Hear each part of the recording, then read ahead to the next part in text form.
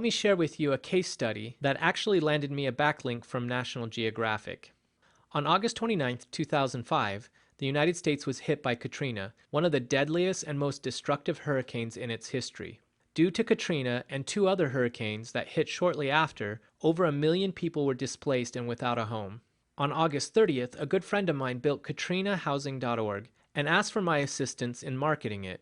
The purpose of our website was to allow people to post the available beds found in their homes for those displaced by the hurricanes. One of the first things that we did was write and send out a press release concerning our efforts in assisting the hurricane survivors. Next, we reached out to all the blogs and engaged the forums that were discussing the hurricane and asked them to share with their communities the purpose of Katrina Housing. Blogging was still fairly new in 2005, but to handle all the many updates we were receiving on an hourly basis, we launched a blog.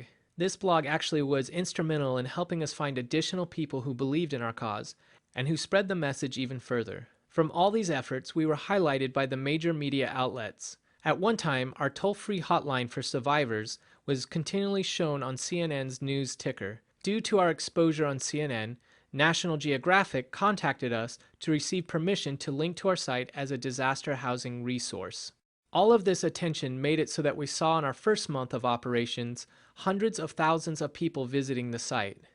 Our website's traffic was so overwhelming that a local hosting company donated a dedicated server just to keep Katrina Housing from going down.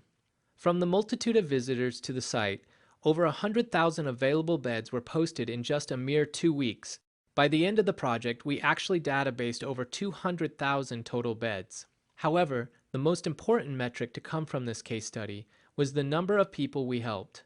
I was a first-hand witness of the goodness of humanity in helping those who had lost everything.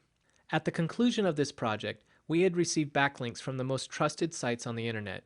None of this would have happened if we hadn't been proactive in pushing out our message and content.